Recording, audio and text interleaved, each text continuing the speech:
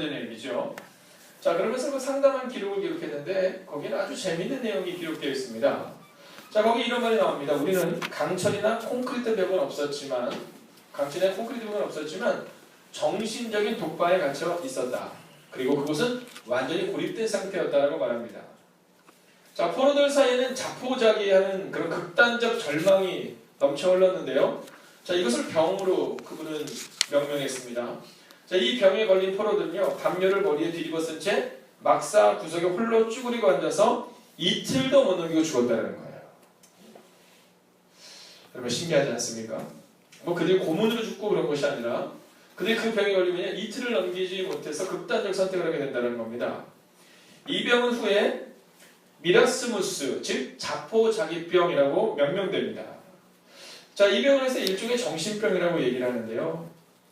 이 미라스무스라는 이 정신병은요, 저항력과 인내심을 잃어버리게 하는 병이에요. 네. 이 병이 딱 걸리면요, 저항력이 사라지고 인내심이 사라집니다. 여러분, 우리들 가운데 가끔 그런 분들 있죠. 이렇게 꾸준히 잘하다가 중간에 잠깐 넘어지는 분이잖아요. 네, 이런 분은 어떤 분이냐면 미라스무스 병에 걸릴 위험성이 있는 분이에요. 여러분, 자, 영적으로 우리가 이것을 분명히 알아야 합니다. 자, 신앙생활을 할 때도요, 사단의 형들은 우리를 계속 공격하죠. 여러분, 사단이 제일 싫어하는 게 뭐일 것 같아요? 우리가 예수님과 꾸준히 동행하는 것을 제일 싫어합니다. 자, 그래서 이 미라스무스 병이라는 것은 자포자기병이라고 하는데 아주 작은 것부터 시작해서 나중에는 크게 발전된다라는 겁니다. 자, 놀라운 사실은 뭐냐면요, 당시 이 미군들 중에서 북한군의 포로로 잡혔던 사람들 중에 약 38%의 사람들, 여러분 1000명이면 약 380명의 사람들, 10,000명이면 3,800명의 사람들이 이 미라스무스 병에 걸려서 죽어버리게 되었다라는 겁니다.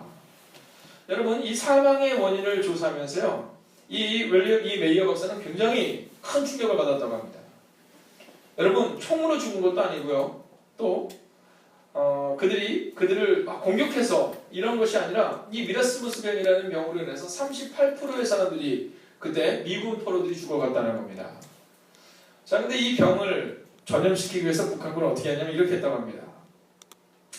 자, 이 병이 걸리게 된 데는 아주 중요한 이유가 있는데요. 그 이유 중 하나는 뭐냐면 악랄한 심리전이라고 말해요. 심리전. 자, 먼저 이 심리전을 말려들지 않기 위해서 필요한 것이 있어요. 옆에 있는 분에게 이렇게 인사하겠습니다. 저는 당신을 사랑합니다.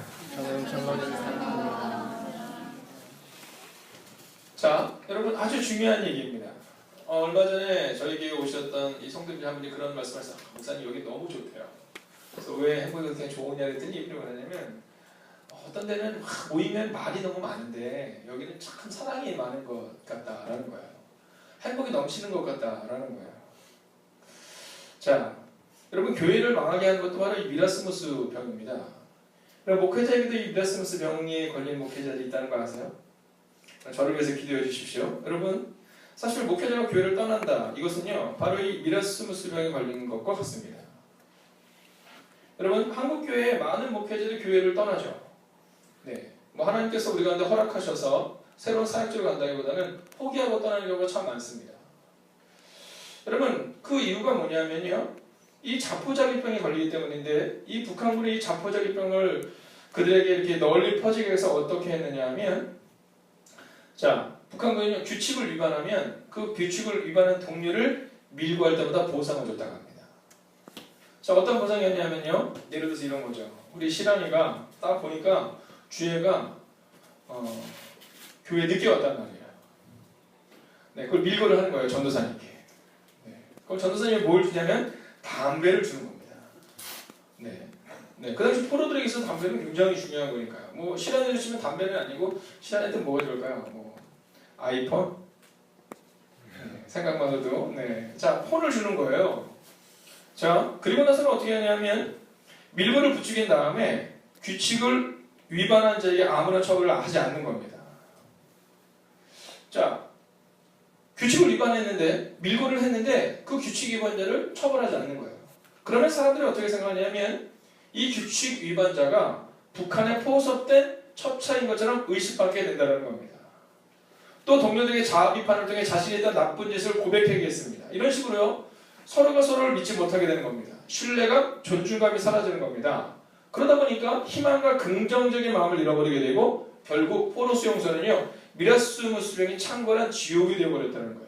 여러분 생각해 보세요. 38%의 사람이 미라스무스 병으로 죽었다고 한다면 그 병에 걸렸던 죽지 않았던 사람들까지만 얼마나 많은 사람들이 그 병에 걸렸겠냐라는 거예요. 여러분 밥을 굶겨도 버티고 고문을 해도 견뎌내던 포로들이요 직접적으로 목숨을 잃게 된 이유가 바로 이 미라스무스 병이라고 하는 이 작은 정신병, 그러니까 서로를 신뢰하지 못하게 하는 병으로 인해 무너져 내렸다는 겁니다. 여러분 사실 오늘 예화는요 내년에 저희가 교회에 대한 예화 때 사용할 예화이지만 여러분과 오늘 함께 말씀을 나누려고 하는 이유는요 오늘 우리 가운데도 이러한 병이 있다는 거예요. 자, 중요한 것은요 우리는 서로가 서로를 신뢰하지 못하는 병이라기보다 예수님이 우리 가운데 어떤 분이신지를 잃어버린 병에 걸려 있다는 거예요. 성탄절을 맞이해서 우리의 마음 가운데 예수님이 왜 오셨는가에 대한 분명한 신뢰를 잃어버리고 그냥 예배를 드리는 거예요. 남들이 다 드리는 예배니까 우리도 드리는 거예요. 그러다 보니까 역사가 나타나지 않는다라는 겁니다. 여러분 저는 교회 내에 먼저 이 성도들 간의 신뢰가 중요하다고 생각합니다. 여러분 목사가 언제가 제일 힘드냐면요 성도가 성도끼리 이렇게 좀 부닥침이 있을 때, 또 성도가 목사와 부딪힘이 있을 때 이때도 물론 힘듭니다. 그러나 더 힘든 때는 언제냐면요 성도들이 하나님을 신뢰하지 못할 때입니다. 여러분 성도들끼리 문제가 있는 것은 좀 풀어나갈 수 있어요. 물론 뭐 풀어나가지 못하고 좀 쪼개지는 경우도 있긴 하지만 많은 수는 그를 목회자가 잘하면 이건 이겨낼 수 있습니다. 또 목회자와 성도들과의 관계의 문제도 이겨낼 수 있어요. 왜냐하면 사람과 사람의 사이에 있기 때문에 그것이 문제가 되진 않아요. 근데 중요한 것은 뭐냐면요 하나님을 신뢰하는 것을 잃어버렸을 때 여러분 그때는요 이 병을 치유하기가 참 어렵습니다. 저희가 내년에 특별 새벽 기도를 준비하면서 이제 문구를 하나 정했어요. 그래서 전도사님께 보냈는데 그 문구는 뭐라고 써있냐면 이렇게 써 있습니다. 나에게 새벽 기도의 능력을 알게 해준 아버지 감사합니다. 네. 자, 나에게 새벽 기도의 묘미를 알게 해주신 어머니 감사합니다. 여러분 우리가 우리의 자녀들에게 무엇을 알려줘야 되냐면요 새벽 기도의 능력, 예배의 능력을 알려줘야 되는데 그게 잘 안 된 겁니다. 여러분 왜 한국교회 지금 한국교회를 보면요 여러분 용서가 되십시오 주중예배 있잖아요. 주중예배라고 하는 수요예배나 금요예배 때요 여러분 일반 성도들 가운데서 50대 이상의 성도들이 교회의 대부분을 차지합니다. 어떤 경우는 어떤 학자들은요 85% 정도를 얘기해요. 그 얘기는 뭐냐 하면 주중 예배나 오후 예배는요 이 젊은이들이 없어지는 거예요. 30대, 40대, 특별히 20대 사람들이 점점 줄어드는 겁니다. 근데 꼭 그렇지만은 않아요. 부흥하는 교회를 가보잖아요. 부흥하는 교회를 가보면요 젊은이도 굉장히 많습니다. 3대가 예배드리는 교회가 세고 셌습니다. 근데 중요한 것은 뭐냐면 상당수의 교회는 그 젊은 세대를 잃어버렸다는 거예요. 그 이유 중에 하나는 뭐냐 하면 믿음을 우리의 다음 세대에게 전달이 되지 않았다는 겁니다. 그러다 보니까 우리 젊은이들의 마음 가운데 어떤 마음이냐면 하나님을 신뢰하는 마음이 없는 거예요. 내가 정말 하나님을 신뢰하면 될까? 내가 정말 예수님의 뜻대로 살아가도 될까? 라는 마음. 된다 라는 마음이 아니라 될까? 라는 마음이 더 크니까 예배의 자리에 있지 못하다라는 겁니다. 여러분 성경에도 이런 사람이 나오잖아요. 누굽니까? 요한복음 4장을 보면 예루살렘 베데스다 연못가에 38년 된 병자가 있지 않습니까? 자, 그 자가 바로 전형적인 미라스무스 병에 걸린 사람이에요. 여러분 그의 마음 가운데 뭐라고 하냐면 많은 사람들이 나를 그 연못가로 데려주지 않아서 나는 안 된다는 거예요. 몇 년 동안? 38년 동안. 여러분 그래서 이 사람이 뭐라 하냐면 그 본문을 자세히 보면 38년 동안 들어가고 싶었지만 아무도 나를 넣어주지 않아서 나는 안 된다는 거예요. 난 이제 됐다라는 거예요. 난 이제 끝났다라는 거예요. 그때 예수님이 뭐라고 말씀하시냐면 일어나 내 자리를 들고 걸어가라 라고 말씀하세요. 그리고 위대한 역사가 나타나죠. 할렐루야. 여러분 성탄절은 바로 이런 겁니다. 성탄절은 어떤 날이냐면 그리스도 예수를 잃어버리고 자포자기하던 사람들이 이 성탄절 예배를 통해서 성탄절의 의미를 통해서 다시 한번 그리스도와 함께 내 인생을 살아가겠다는 믿음의 고백이 있는 날이 되어야 한다는 겁니다. 우리의 자녀들에게 예전에 부모님에게는 역사하셨지만 나에게는 역사하신 것을 몰라가 아니라 38년 된 병자가 내 자리를 들고 일어나라라는 말씀을 듣고 걸어가는 역사가 나타나는 그 역사. 그날이 바로 성탄절의 예배가 되어야 한다는 겁니다. 그거에 의해서 오늘 우리가 이 말씀을 함께 살펴보는 거예요. 왜 오셨는가? 예수님이 그래서 오셨다는 거예요. 예수님은요 왜 오셨냐 하면 오늘 신랑이에게 신랑아 지금 네가 연약하지만 네 자리를 들고 일어나라 라고 말할 때 신랑이 일어날 수 있다는 거예요. 할렐루야. 여러분 이것을 위해서 예수님이 오셨는데 우리는 그것을 잃어버리고 산다는 겁니다. 나에게 있어서의 예수님은 내 부모님이 만났던 예수님에 가깝다는 거예요. 여러분 왜 젊은이들이 저녁 예배를 안 드리고 청년들이 저녁 예배 안 드립니까? 이유는 하나예요. 예배를 드리면 능력이 나타나? 라는 마음이기 때문이에요. 예배를 드려서 능력이 나타난다고 믿으면 그러면 그 예배에 참여했을 때 별로 그런 경험이 없는 거예요. 또한 중요한 것은 뭐냐면 부모님에게 나타나는 역사는 경험했는데 나에게는 별로 그 역사를 경험하지 못한 거예요. 여러분 왜 오셨는가? 예수님은요 우리에게 결론적으로 말씀드리면 함께 따라올까? 양으로 생명을 얻게 하고 양으로 생명을 얻게 하고 제가 아까 말씀드렸잖아요. 아멘이 큰 교회, 소리가 큰 교회는 부흥받아야 되지 않습니까? 다시 한번 할까요? 양으로 생명을 얻게 하고 양으로 생명을 얻게 하고 더 풍성히 얻게 하려는 것이라. 더 풍성히 얻게 하려는 것이라. 할렐루야. 여러분 단순하고 명료합니다. 예수님이 이 땅에 오신 이유는 명료해요. 우리에게 생명을 얻게 하고 중요한 것은 더 풍성히 얻게 하려는 것이에요.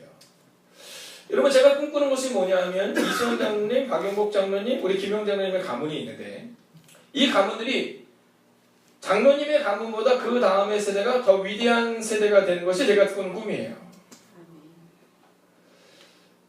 왜 장로님들은 아멘 안 하시고 권사님들만 아멘 하시는지 다시 한번 할까요? 자, 여러분의 가문이 위대한 가문이 되는 것이 저의 꿈입니다. 여러분 이 사실을 믿으셔야 합니다.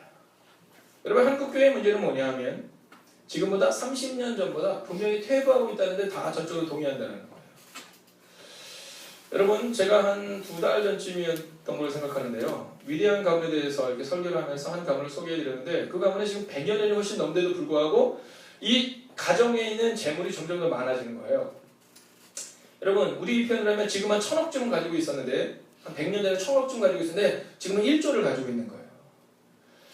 여러분 우리가 꿈꿔야 되는 것은 뭐냐면 더 풍성히 얻는 것을 꿈꿔야 합니다.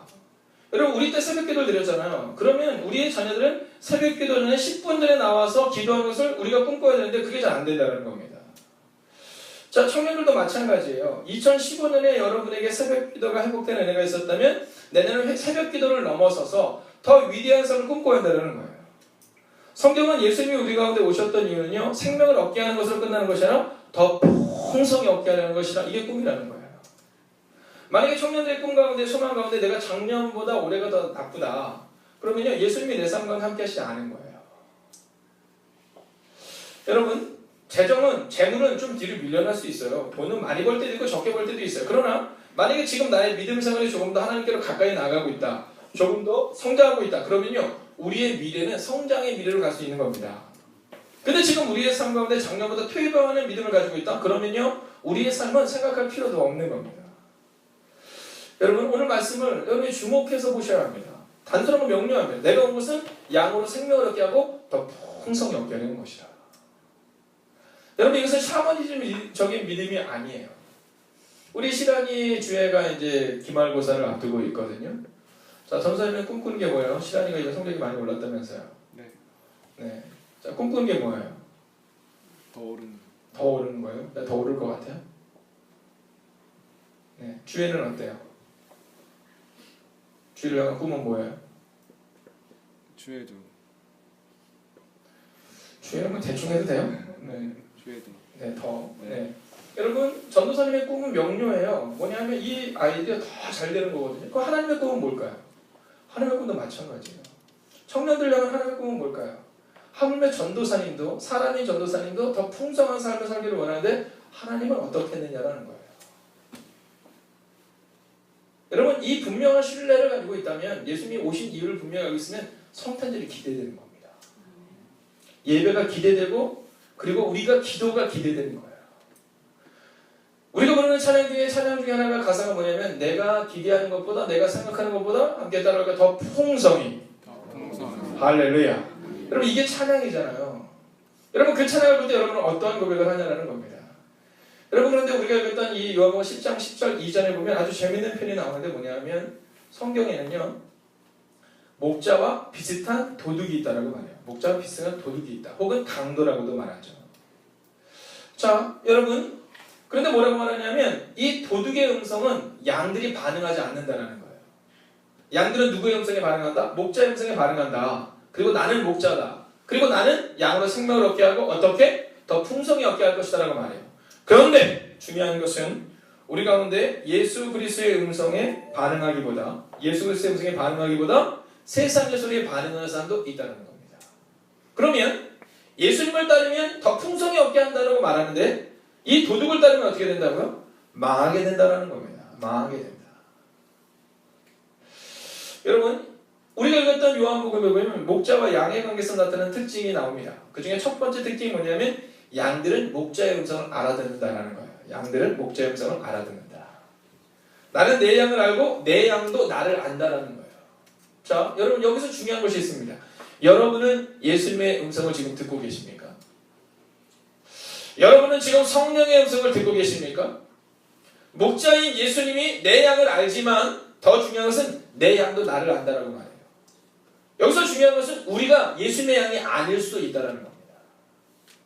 우리가 예수님의 음성을 듣고 따라가지 못하면 그 예수님과 함께 풍성이 없게 되는 그 삶의 자리에 우리가 있지 않을 수 있다는 겁니다.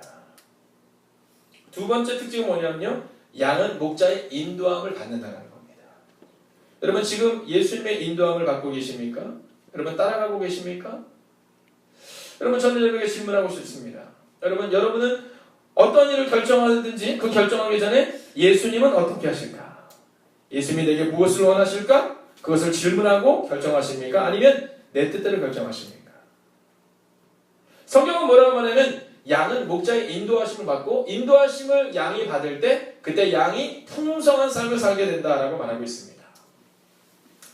얼마 전에 어떤 분이 저한테 그런 질문을 해요. 목사님 그러면 이스라엘은 눈 와요? 이렇게 물어보더라고요. 눈 와요? 그래서 그럼 이스라엘도 추운 밤에는 비가 많이 올 때 뭐 눈이 올 수 있지 이렇게 얘기했습니다. 근데 이 시간 뭐냐면 근데 목사님 그러면 예수님이 왔을 때 그 12월 25일쯤 되니까 그때 예수님이 오신 거예요? 이렇게 물어봅니다. 자, 그런 생각 해보신 적 있으십니까 혹시? 네, 예수님이 오는 날 눈이 왔을까? 자, 근데 여러분 예수님이 오는 날 눈이 오면 예수님 너무 춥지 않으셨겠어요? 제가 볼 때 예수님 돌아가셨을 것 같아요. 네, 왜냐하면 그 성경에 나와 있잖아요. 자, 여간이 없어서 어디에 묵었다 그랬죠? 네, 마구간에 묵었고 마구간에서도 어디? 구유 위에 이렇게 누워 있으니까 사실은 그 위에서 한겨울에 예수님이 거기 있는다. 그럼 이건 딱 얼어 죽을 만한 날씨잖아요. 그죠? 그러니까 질문이 저한테 하더라고요. 자, 여러분 이스라엘은요 이 건기와 우기가 있어요. 건기와 우기. 저희가 내년에 말레이시아 선교를 가는데 거기도 이제 건기와 우기가 있거든요. 이스라엘은 건기가 우기가 있는데 이 건기는 여름이고요. 이 우기가 겨울이에요. 그러니까 11월, 12월 정도가 이때가 이제 우기라고 말하는 겨울인데 이때 날씨가 매우 추워요. 낮에는 좀 따뜻하지만 겨울이기 때문에 날씨가 따뜻하지만 이 겨울에는 굉장히 좀 추운 날씨입니다. 근데 성경을 자세히 보면 그 목자들이 밖에서 양을 쳤다라는 표현이 나오지 않습니까? 근데 이 겨울에는 밖에서 양을 칠 수 있을까요? 없을까요? 네, 겨울에는 양을 치기 어렵죠. 그렇기 때문에 이 양을 치는 시기는 언제쯤이냐면 밖에서 양을 치는 시기는요 한 9월 정도까지는 양을 치지만 근데 그 이유는 우기 그러니까 비도 많이 오고 춥기 때문에 밖에서 양을 잘 치지 않아요. 근데 성경에 보면 목자들이 어디 있었다고요? 밖에 있었다라고 말하잖아요. 그래서 아마도 정확한 계절은 알 수 없지만 아마도 한 9월달 이전이 아니었을까 이렇게 얘기를 하는 거예요. 근데 저한테 질문하다. 그럼 목사님 근데 왜 12월 25일날 하는 겁니까? 이 12월 25일은요 성경에 날짜가 나와 있지 않잖아요. 그래서 그날을 기념하는 날을 우리가 삼는 겁니다. 예수님이 죽은 날이 아니라 예수님이 돌아가신 그리고 십자가에서 죽으신 그리고 부활하신 그날을 기념해서 우리가 주일을 지키듯이 이 성탄절은 그래서 지키는 겁니다. 자, 근데 제가 왜 이 얘기를 하냐면 자, 이 양들이 그 겨울에 밖에 있잖아요. 그럼 얼어 죽는다는 거예요. 위험할 수 있다는 거예요. 방목하지 못한다는 거예요. 자, 그렇기 때문에 이 양들 중에서 그냥 바깥에서 홀로 떨어지는 양들은요 우리로 치면 일이나 또는 곰에게 물려 죽을 수 있고 잡혀 죽을 수 있다는 겁니다. 그럼 누구의 음성을 듣기 때문에 살아난다는 거죠? 예수님의 음성을 듣기 때문에. 그럼 로마서는 뭐라고 말하냐면 너희는 비둘기같이 순결하지만 뱀같이 지혜로우라고 말하거든요. 그러면서 우리가 뭐라고 말하냐면 성경은 분명히 말할 때 목자의 인도하심을 받는 삶을 살아라 라고 말합니다. 목자의 인도하심을 받는 삶을 살아라. 여러분 이 양들이요 바깥에 있어도 되는 때는 이제 그 여름에는 바깥에서 방목해도 되지만 겨울철이 되면 이제 우리처럼 움막이라든가 또는 양의 같이 모여있는 곳으로 들어가야 되는 것처럼 우리도 그렇게 인도하심을 받아야 돼요. 근데 우리는 어떻습니까? 우리는 그냥 내가 하고 싶은 대로 하기를 원하잖아요. 여러분 어떤 분이 저한테 이런 질문을 하더라고요. 목사님 그러면 예배의 자리에 있으면 복 받습니까? 아니 예배의 자리에 있으면 복 받는다는 잘 모르겠지만 예배의 자리에 있으면 하나님의 음성을 들을 수 있고 하나님의 음성을 듣는 사람들은 오늘 요한복음 10장 10절에 말하는 것처럼 생명을 얻게 되고 풍성히 얻게 된다는 사실을 말해주는 겁니다. 얼마 전에 어떤 분이 저한테 그런 얘기를 하더라고요. 그 직장에서 그 직장이 굉장히 큰 직장인데 그 직장에서 이렇게 리더급들 그러니까 사장, 상무 이런 리더급들이 이제 필리핀 쪽으로 가서 세미나를 연답니다. 세미나를 여는데 이제 그 회사 나쁜 회사예요. 네, 다 그렇진 않겠지만 근데 뭐라 했냐면 거기를 갈 때 필리핀 세미나를 갈 때 저녁이 되면 하는 일이 돼요. 그게 뭐냐면 저녁이 되면 꼭 술을 먹는데요. 이번에 크리스찬이신데 저녁에 되면 꼭 술을 먹는데 술만 먹으면 좋겠는데 술과 함께 뭐가 나는 꼭 여자분들이 따라 나온대요. 그리고 잠자리를 꼭 여자분들과 같이 한대요. 네. 이분이 뭐라고 표현하시냐면 그래서 제가 물어봤어요. 그래서 권사님은 어떻게 하셨어요? 했더니 본인은 거기 가서 술을 먹지 않고 여자를 옆에 앉히지 않는데요. 그래서 제가 뭐라고 얘기했을까요? 잘하셨습니다. 이렇게 얘기했을까요? 제가 얘기했습니다. 잘 못했습니다. 여러분 유혹은 맞서 싸워야 되는 겁니까? 피해야 되는 겁니까? 성경을 보면 유혹을 피하라고 말해요. 여러분 유혹은 그 자리에 있는 게 아니에요. 여러분 유혹의 자리에 있으면서 내가 술 먹는 자리에 있으면 술 안 먹었다. 지금은 당담할 수 있지만 언젠가 그 장담이 무너질 수도 있어요. 그렇기 때문에 아예 거기 가지 말아야 됩니다. 그래서 그분한테 요청했어요. 이제 앞으로는 회의 끝나고 저녁에 술 먹는 자리에 가지 마세요. 저는 목사님 가가지고 안주만 먹습니다. 안주도 먹지 마세요. 거기 가지 마세요.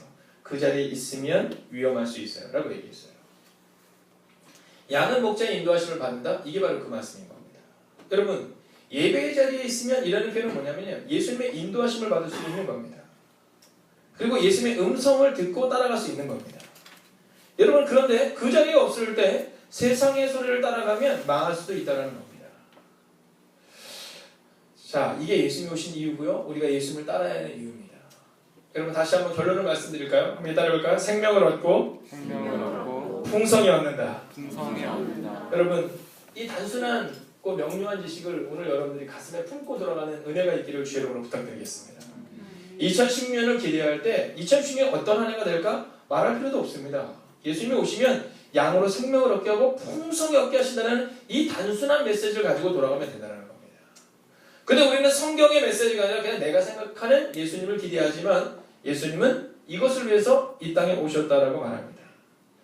여러분 다 알아 유네코가 저술한 산다는 것이 황홀하다라는 책이 있습니다. 일본 분이신데요. 이분이 18살 때 어머니가 갑자기 세상을 떠나세요. 자, 우리가 예수님을 따라야 되는 이유가 여기 있는 거예요. 이분은 누구를 평생 따르냐면 어머니를 따르는 거예요. 어머니를. 근데 18살 때 어머니가 갑자기 돌아가시니까 깊은 우울증에 빠져요. 여러분 우울증에 빠졌다 생각하시는 분들은 좀 앞자리로 와서 앉으십시오. 네, 특별히 50대, 60대 이 마음이 그러실 때는 앞자리로 와서 앉으십시오. 왜냐하면 이 학자들의 말에 의하면요, 이 종교적으로 볼 때도 이 설교자, 그러니까 말씀을 전하는 자의 가까운 자리에 있으면 있을수록 이 우울증이 치료될 수 있답니다. 그래서 학자들이 어떻게 하냐면 이건 물론 미국의 경우이긴 한데 거기는 이제 크리스찬들이 많으니까 그렇지만 이 우울증에 걸리신 분들 꼭 종교 자리에 꼭 초청을 한대요. 그리고 앞자리에 좀 앉히시게 한대요. 얘네는 뭐 있을 필요가 없어요. 얘네는 지금 에너지가 넘쳐요. 얘네는 사실 뒤로 가도 되는데. 자, 근데 이분이 바로 이 우울증에 걸린 겁니다. 자, 그런데 우울증에 걸리고 나서 이분이 살기가 싫은 거예요. 그래서 어떻게 하냐면 극단적인 선택을 해버립니다. 어떤 선택을 하냐면 달려오는 전차에 몸을 던져요. 그리고 목숨을 끊으려고 한 겁니다. 그런데 목숨이 끊어지지 않고 어떻게 되냐 하면 두 다리가 잘립니다.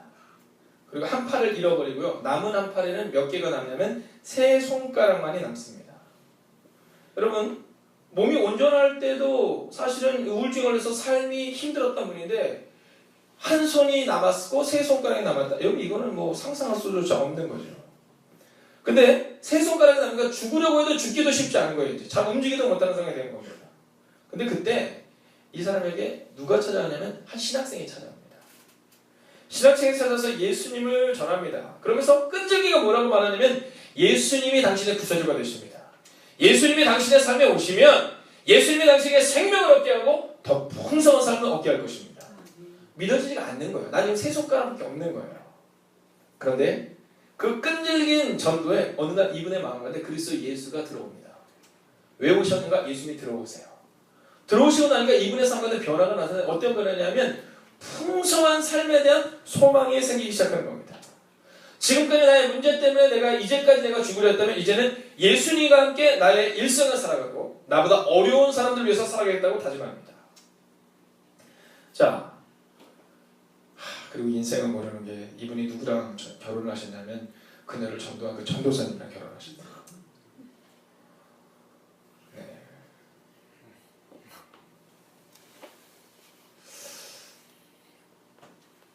자, 근데 그 책에 보면 이런 내용이 나와요. 어느 날 부엌에서 요리를 하려고 하는데 손가락 3개만 가지고 감자가 제대로 쥐어지지가 않잖아요. 감자가 굴러가면 또 잡아오고 굴러가면 또 잡아오고 100번을 반복해도 이 감자를 자를 수가 없는 거예요. 근데 하나님이 그런 은혜를 주시더래요. 야, 감자가 자꾸 늘으니까 감자를 눌러서 반으로 쪼개서 하면 어떻겠느냐라는 은혜 말이에요. 그래서 칼을 가지고 토막을 내니까 감자가 더 이상 안 굴러가더래요. 근데 그때 이분이 뭐라고 말하냐면 마음속에 어머니가 돌아가셨을 때의 그 아픔보다 더 큰 감사가 물밀듯이 밀려오더라는 겁니다. 그리고 그는 뭐라고 말하냐면 3개의 손가락으로도 예수님을 전할 수 있는 자신의 삶, 이게 바로 예수님이 들어오셔서 생명을 얻게 하고 풍성한 삶을 살게 하시는 은혜라는 것을 깨닫게 되었다는 것입니다. 여러분, 이제 성탄절이 얼마 남지 않았습니다. 여러분 기대하고 소망하십시오. 여러분 예수님을 따르겠다고 다짐하십시오. 양은 목자의 음성을 듣습니다. 말씀을 더 깊이 읽으십시오. 10여 한 달 동안 이제까지 성경을 읽지 못하셨던 분은 내가 이번에 신약이라도 한번 통독하겠다. 그게 어려우신 분들은 내가 사복음서라도 읽겠다라는 마음을 가지고 하나님의 음성에 귀를 기울이겠다고 다짐하십시오. 여러분 오늘 본문에 나오잖아요. 도둑을 따라가는 양들, 어떤 양들은요 가기 싫어요, 먹기 싫어요, 하기 싫어요 라는 표현으로 죽어가는 양들도 나온다는 겁니다. 여러분 중국 고서 성어 가운데 상전벽해라는 말이 있어요. 그게 뭐냐면 글자 그대로 뽕나무밭이 변해서 바다가 된다는 겁니다. 여러분 제가 선포하겠습니다. 2016년 여러분의 삶에 이 상전벽해 같은 변화가 나타날 줄로 믿습니다. 여러분 우리 행복에 가득한 교회 가운데 주님이 우리 교회를 만지시다면, 주님이 우리 교회 가운데 함께 하신다면, 주님이 우리 교회에 속한 가정들을 변화시키신다면 이 상전벽해와 같은 은혜가 나타날 줄로 믿습니다. 여러분 우리가 마지막 찬양을 함께 하려고 하는데요. 여러분 찬양의 뜻이 뭔지 아시죠? 찬양은요 칭찬